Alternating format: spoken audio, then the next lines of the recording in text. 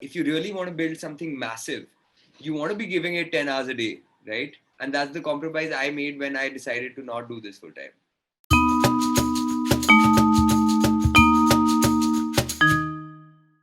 If you're a songwriter, you don't need to write 5 songs a month, you know?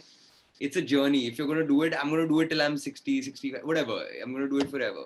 So that should be your goal, and it's not short term. So if you're not being able to write a song, don't worry about it.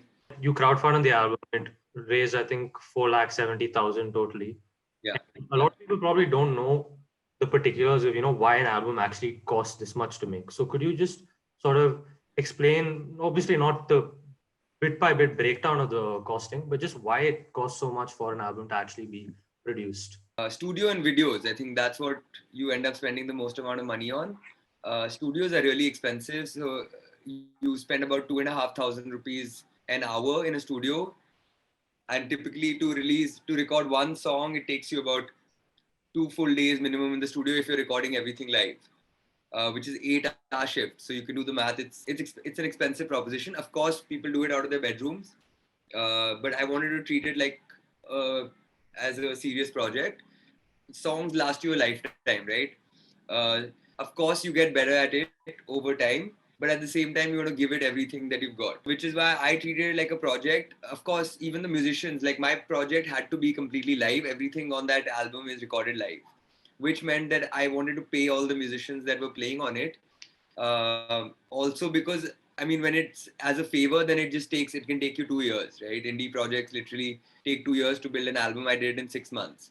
That was only because I sort of got people into a room, said that, hey, I'm going to pay you a certain token amount. It wasn't like they were getting rich by it, but it was a token amount that I was paying all of these guys to sort of give me that time, and show up at the studio at this particular time, be more invested in it. Mixing is a pretty mastering costs money. So it's just these small elements of like putting an album together, because it's like studio time. You pay a mixing mastering engineer, you pay your producer, you pay the musicians, you market the album with like a couple of videos, because otherwise it's not going to go anywhere. So making those videos, producing those artwork, designers. So about 25 people worked on this project with me. So you can imagine the scale of that.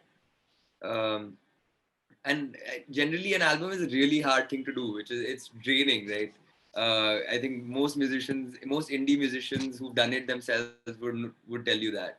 I also had a fan base, sure, but a lot of it was still friends and family. It was goodwill.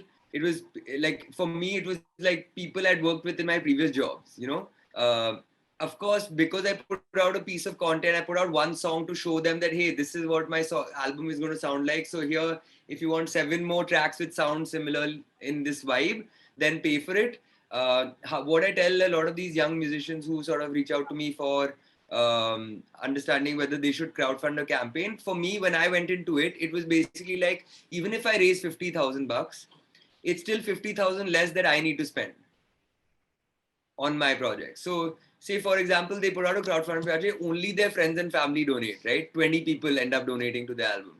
It's still some money that they don't have to sort of think about, right?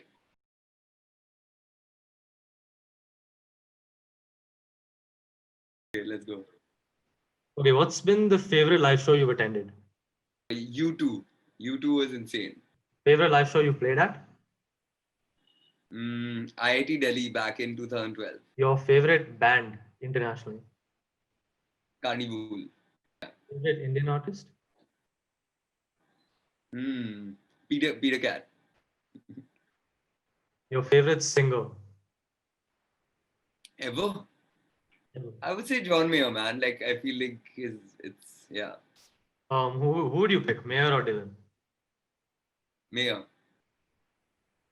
Biggest inspiration?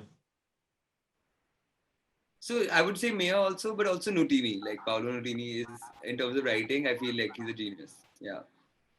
Personal preference wise, do you prefer singer-songwriter or more rock and roll?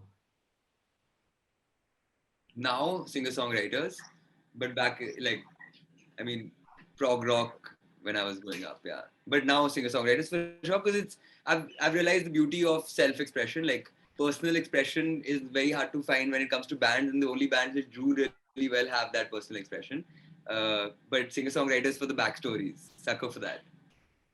The first gig you want to play at once COVID subsides.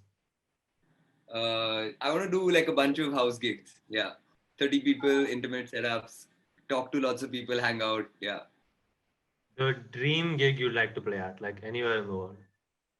Madison Square Garden.